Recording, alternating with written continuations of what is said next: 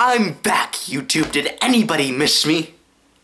Anyone at all? I'm sorry I've neglected you for so long. It's just that I have absolutely had no motivation to make any new content recently.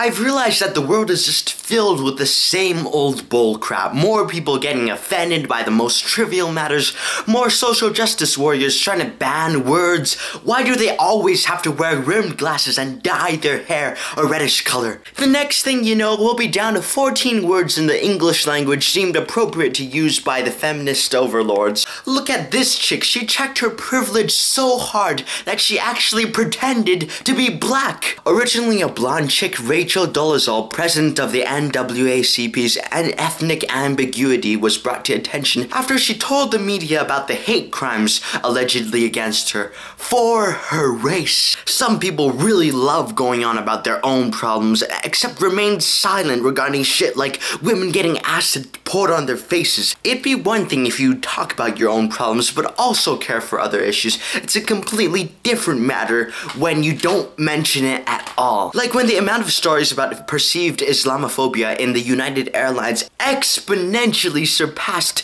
Ballabhgarh Riot, in which 2,000 Hindus attacked a Muslim village in India, causing 400 residents to flee. Did you hear about that story?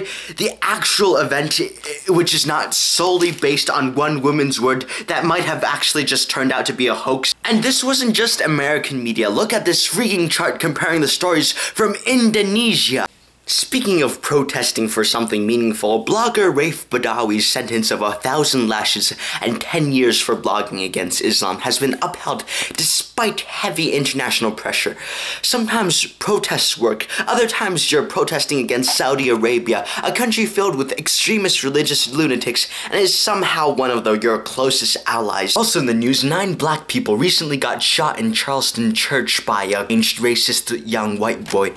And this time I can confirm that he is a racist. Because of the things that we know of this person, it is entirely unambiguous. Anyways, as per usual, when a tragedy occurs, the media reacts in a totally appropriate and responsible way. Everybody pushes their freaking agendas. The left is going on its entire anti-right crusade, and then Fox News, boy, don't you just love Fox News? They say that this is an attack on faith because Christians are such an oppressed minority. It's just unbelievable. I mean, if your first reaction after a tragedy is, ha, this is gonna let me talk crap about an entire group of people, then there is something seriously wrong with you. And this kind of crap happens every time a tragedy happens. Unless, of course, there is a direct link between this group of people and the murder, and to prevent it from happening again, you need to speak out against this, then that's a different case, like with Hitler and the Jews. But on to more cheerful news. Game of Thrones, the show where everybody dies, threw us another surprising plot twist. Everybody freaking dies. Meanwhile, us assholes who've read the books are snickering maniacally in the background with glaring condescension. That is, of course, when we're not obsessing over the glaring inconsistencies between the books and the show. We knew this was gonna happen. Jon Snow died 4 years ago when he was stabbed in that Dance with Dragons. Don't you just love people who've read the books?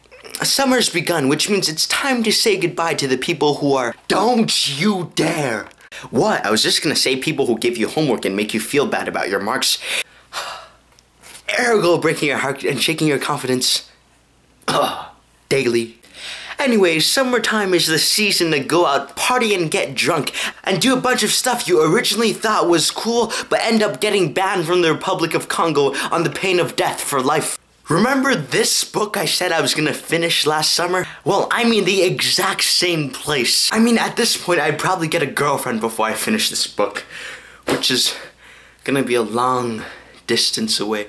I did finish my Twilight fanfiction, and he kissed her succulently, softly pressing his fangs against her pale, soft skin. I waited 5 years for a Clash of Kings. I waited 8 years after that for a Storm Sword. I waited 20 years after that for the Dance of Dragons.